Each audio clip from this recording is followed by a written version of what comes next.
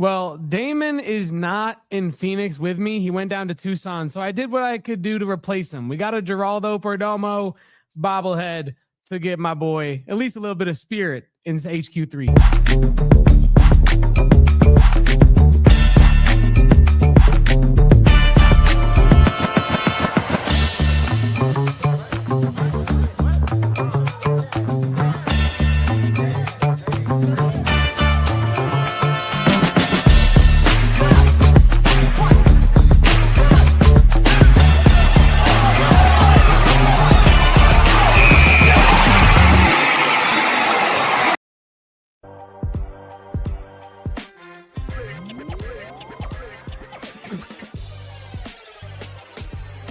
Welcome on into the AZ Wildcats podcast, coming to you live from Studio K.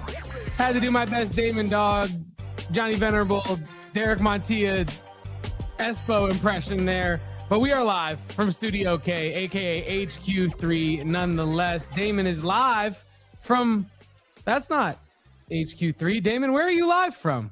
I'm live from HQ4, Kevin.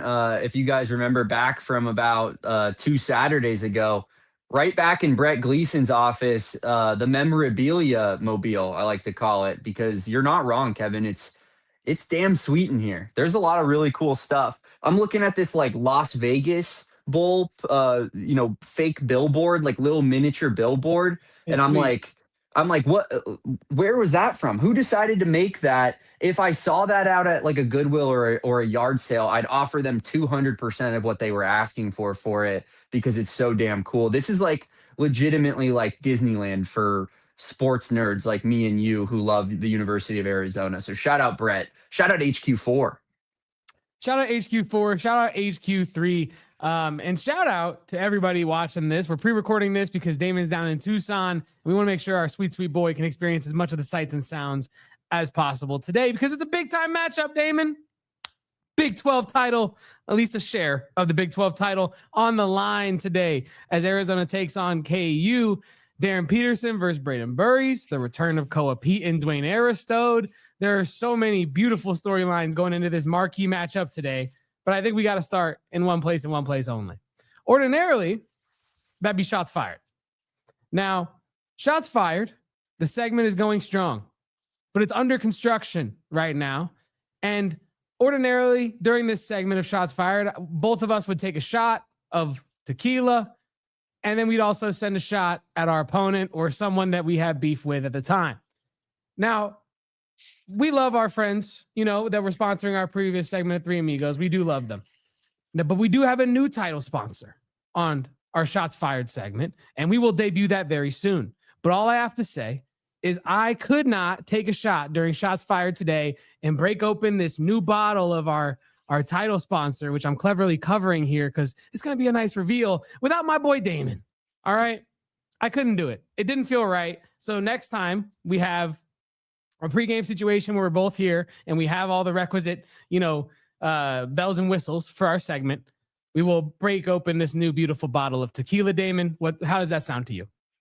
It sounds fantastic. And if anyone is a tequila connoisseur out there, I'm sure they could take one look at that bottle and figure out what company is potentially going to be the new title sponsor of our Shots Fired segment. But we can't wait to reveal it to you guys. Can't wait to open up that bottle because that's a hefty bottle, I will say. Like that's got some girth to it, similar to this Arizona front court. Shout out Mike Luke. But the tequila, so unlike Kevin to not take every chance opportunity that he could get, with that tequila bottle. But I'm thinking maybe it has something to do with your birthday coming up on Wednesday, Kevin. You gotta go rest and relaxation R&R before just going absolutely ballistic later on this week. Hey man, who knows? Who knows what I could be getting into? Probably Brazilian steakhouse. Probably a lot of movies. Probably some tequila. We're still sending some shots though, right? That's what I'm saying. Probably some tequila involved mixed in there somewhere as well. But we do have a basketball game to talk about, Damon, a pretty big one as well. And we got to start in terms of actual hoop talk with Peat and Dwayne Aristode's return. Right now, we have this from Bruce Pascoe. It says, neither Peat nor Dwayne Aristode are on Arizona's Big 12 availability report for today's game, so are available as expected. And that is huge, huge news for the Arizona Wildcats and Arizona Wildcat fans for so many reasons, right? I mean, we don't got to tell you who Peat is. If you're watching this stream, you know damn well who Peat is and what he brings to the basketball court, right? But I think in terms of adding both him and Dwayne Aristode back right now at this junction in time, Damon, what do you think that is the biggest aspect of that in today's game? Well, first off, I want to get to the real news of me being here in Tucson at McKale Center, and it's pretty much the main reason I showed up. I already have a Bruce Pascoe sighting under Wow. under my arm here. So That is shout out special. Bruce Pascoe for a great report. But yeah, it's always great to see Bruce in the wild, just doing big J journalism things. But yeah, it's exactly what this team has needed, Kevin.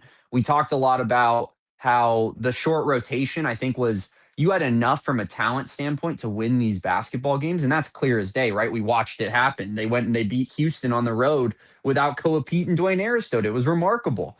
But how much can you bank on that? How many times can you go back to that well and expect it to be fruitful and not dry up on you? And I feel like this is the perfect time, right before Kansas, right before Iowa State, where you needed to get your rotation back. You needed to start ramping up towards the Big 12 tournament and towards the NCAA tournament. And yeah, it's perfect timing for sure for the Wildcats. Not only that, Damon, but like you talked about, that you kind of escaped with those 3 wins. And now obviously they're legitimate wins, they're huge statements. But I think obviously we all saw this team's energy level start to dip towards the end of that Baylor game. And heading into that Baylor game, you're tired, you're recovering from illness, you don't have 2 of your dogs with you. But all of that, they're going to inject energy today. And we're going to talk about that a little bit later during the keys. But look at this. I was on Evan Mia last night, Damon, doing a little bit of stat hunting. And of course you were.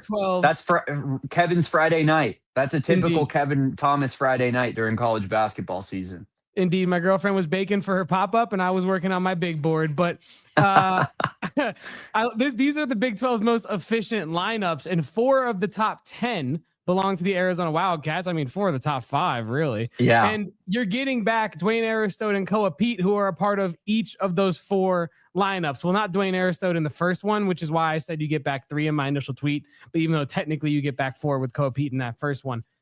But it's very important to have both these guys back. We talk about Dwayne Aristode being a key reserve, and like that's kind of how people refer to him. I think that's how Pete Thamel referred to him in his tweet about him. And that's not like, I feel like usually that's like, oh, I don't want to be rude to the guy that is the 8th man, so I'll call him a key reserve. But he actually is a key reserve.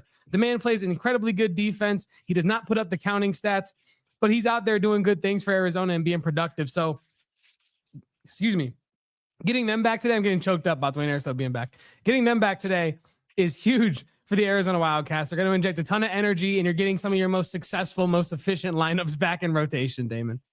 Yeah, I mean, I honestly, that's pretty remarkable that Dwayne Aristode is a part of 2 of those 5 lineups, I would argue. I mean, it's, he's not a guy that is playing a ton, but you could tell that, he's making the most of his minutes when he gets them. I wonder if that has anything to do with like, he's maybe playing a little bit more and getting more run when in blowouts, like they're getting him on the floor in those games. And so clearly the team that you're playing against is just not on the same level as you, but it's still pretty impressive nonetheless. And when you call him a key reserve, I think it's entirely fair when you factor in his shooting and his defense, right? Because he has that prototypical 3-and-D mold that I think you need out of role players on any basketball team. But they're very hard to find, Kevin, in college basketball. Like I remember, the discourse when Dwayne and Koa went down was how many teams have like a true 9th man on their college basketball team. Like you might be able to name like 5 teams in the country who play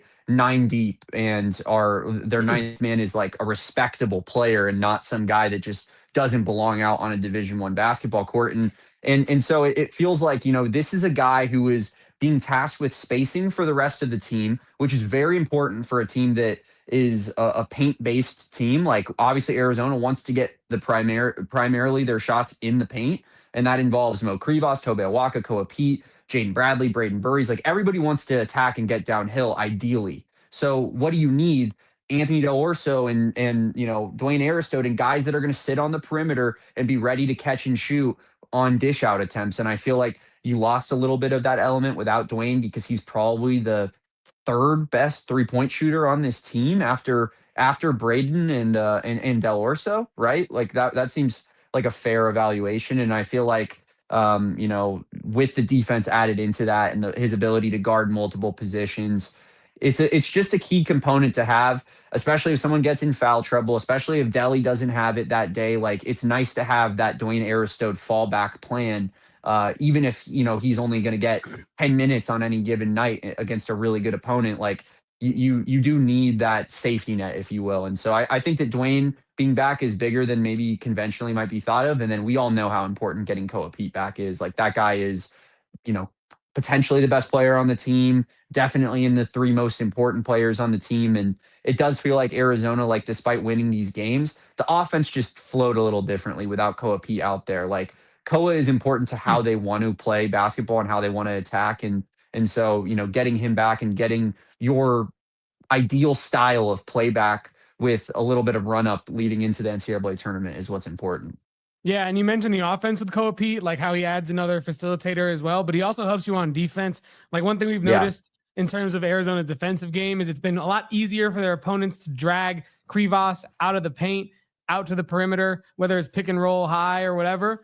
Now you have another guy to switch that onto, right? You do a bunch of as Steven, go watch Steven Studies on this channel. We talked about this literally yesterday on Steven Studies, but like peel switches and stuff like that. There's Peat's a lot more athletic than Matías Krivas is, and he gives you a lot more versatility on the defensive end in that sense. But how is Arizona going to get the job done today, Damon? Let's go into our keys for this one. Now I have 3 keys for today's game. Quick feet on the defensive end, and I think you'll notice all 3 of these keys could be defined as defensive ones. I think now that you're back at full strength, right? I'm not really too worried about Arizona's offense. We know they can kind of shout out to Corey Williams, beat you any way they want, Grandma Hannah style. You know what I mean? Like, I'm not too worried about this year's team on the offense. Is that his grandma's name? I guess so. He said that on McKale Madness and on our show when you were gone, and we had the Me, Saul, and Corey show at the post game. He did say, yeah, this is the Grandma Hannah offense. They can beat you any way they want. But shout out to Grandma Hannah and Corey Williams. But either way, quick feet on defense. Now that you have Peat back, right? We're talking about Matías Krivas getting caught on those lob situations. Think back to that. Actually, don't. But that Flory Bidunga dunk from last game, that's kind of where it happened on a pick and roll where you bumped, and then he rolled a lot quicker than Matías Krivas could recover, and then the lob over the top beat him, and it was not good. Yeah, as Damon Men in Black flashes us to make sure we forget that thing. But you know what I'm saying. Now I want to see quick feet. I don't want to see Matías Krivas getting beat over the top on lobs. I don't want to see Darryn Peterson get into the paint. I don't want to see all these different things. Quick feet, discipline on defense. Key number 2 kind of rolls into that. Denial of the ball and physicality on Darryn Peterson. He's a very good player. Whether you think he's the number 1 overall pick, the number 3 overall pick, he is a damn good player and a potentially generational scorer. You're not going to slow him down, or you're not going to stop him. You can only try to slow him down, and even that might be a stretch, right? He has some games where he's off. He has some games where he's on. He has some games where he's off, and then he hits the 2 biggest shots in the game against Texas Tech, right? But I think you want to frustrate him, make it physical on him, because also with respect to Darryn Peterson, we've seen when he doesn't feel right, he will not play.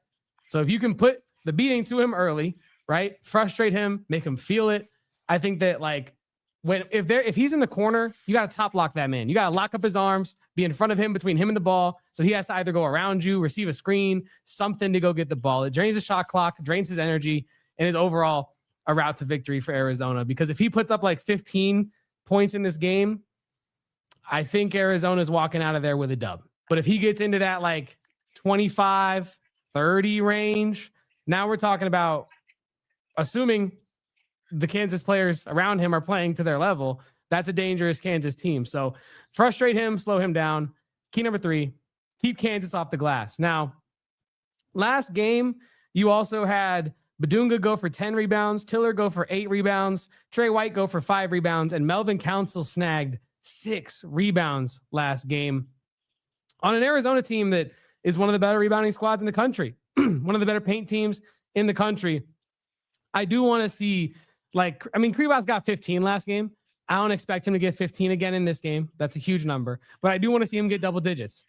Awaka, he only got 3 last game. I would love to see him get 7 in this one, right? I just want crash the glass at all costs.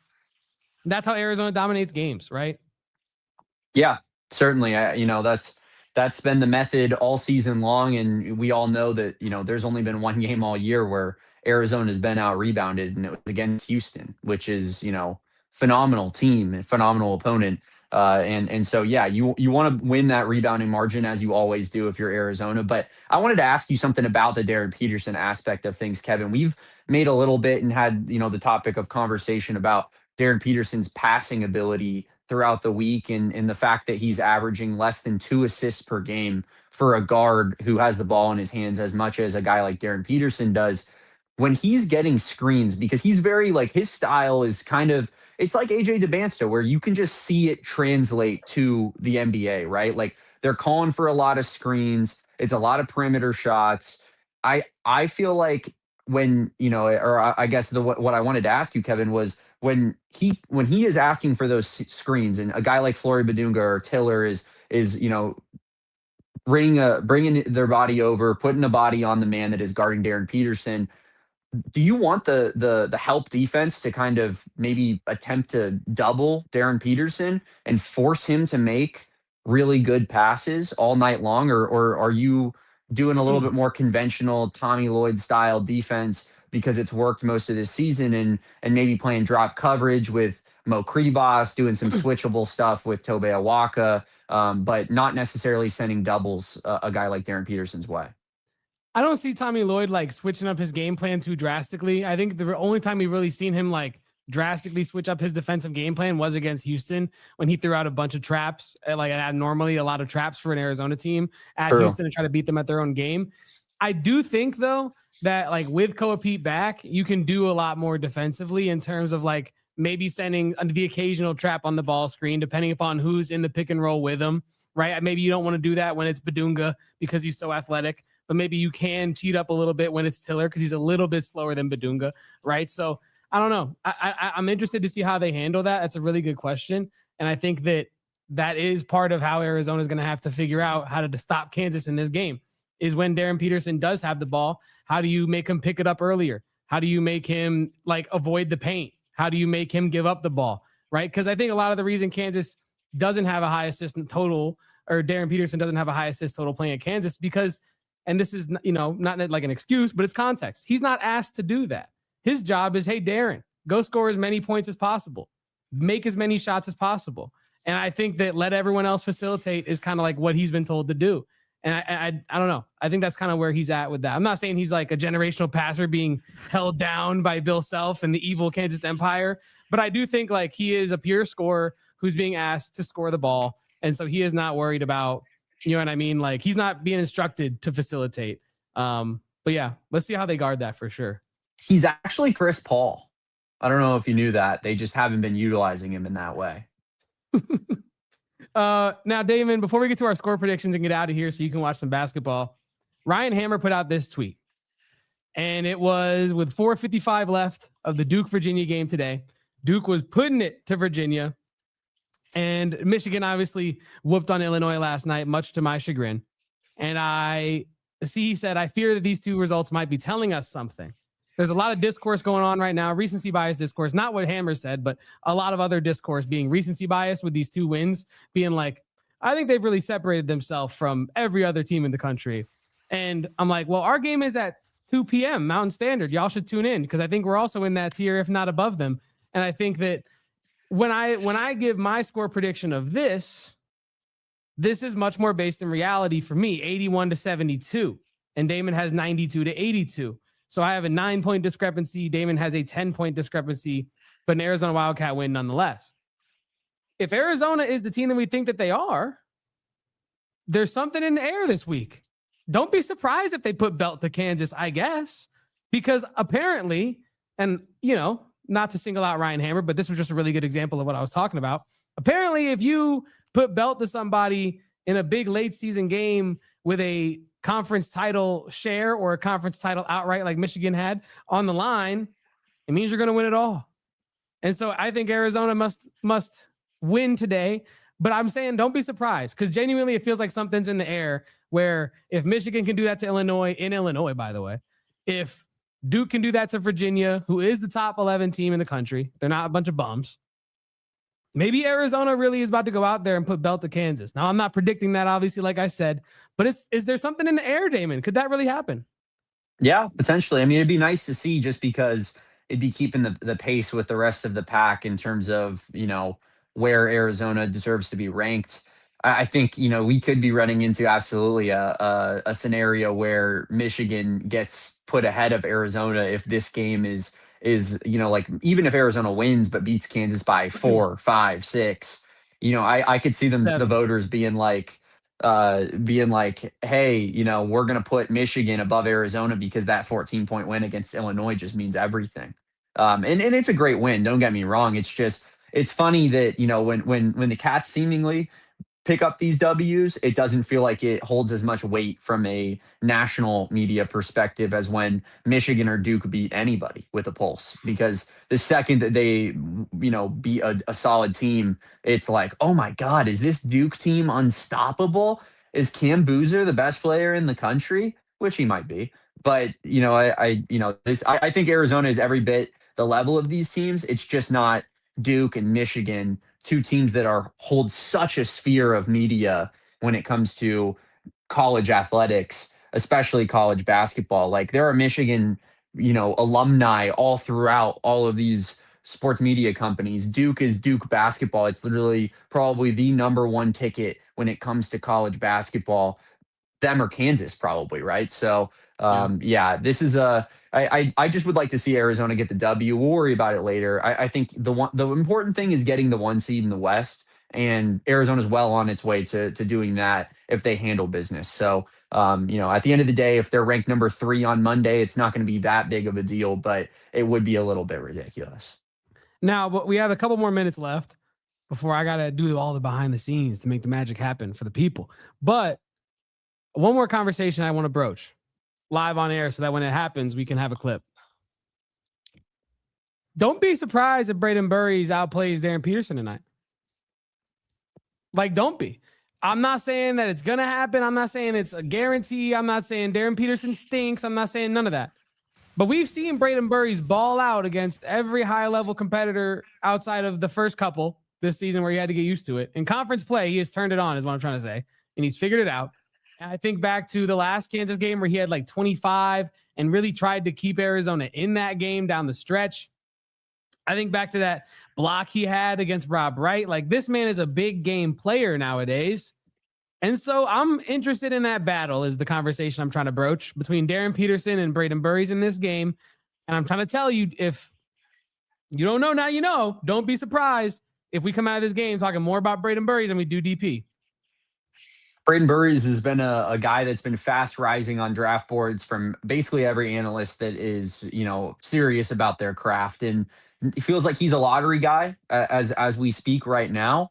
I think that, getting the best of a guy like Darryn Peterson would only go to kind of cement that lottery status where if it's DP versus Braden Burries and at the end of the day, they're having a nice little back and forth. I feel like that's where Braden Burries can, really almost just like get evolve into like superstar type of status like Koa was in the early portion of this season. So yeah, that would be, I think, incredible sight to see. Another matchup, Kevin, that I want to talk about is the Melvin Council, Jaden Bradley, Rochester, New York Bowl, where, last time Melvin Council took it to Jaden Bradley. Jaden Bradley played one of his worst games probably of his entire Arizona career in that game.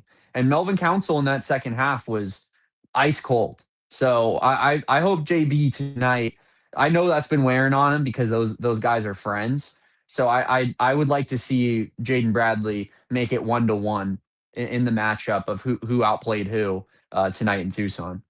I would as well. And honestly, I was thinking back on this game. Melvin Council really just had a very potent down the stretch clutch run, which is most important. That's what you want to have. Doesn't matter if you're 0 for 26 before, but if you end 3 for 26 with the 3 biggest shots of the game, doesn't matter. But he was 5 for 25, 5 for 26 in that game. So I expect now that Darryn Peterson's back, maybe that to get tamed a little bit. But he is Damon Fairall. You can follow him at Damon Dog, DAWG. You can also catch him live at the McKale Center Redacted for this one. And I am Kevo Post on social media, and you can catch us at PHNX_Wildcats. What up? I did want to. I know that we were like not taking shots right now of our new sponsor, Oh yeah, but take a shot if you have a shot though. Yeah. I do have a shot to fire off that I wanted to get off my chest here before we get off air, and that's at Kansas fans. Mm. Kansas fans, you ain't getting Tommy Lloyd. Let's kill the dream right now. I'm sitting here in the bowels of McKale Center, the house that Luke built, the house that Tommy went to the Window Depot to renovate.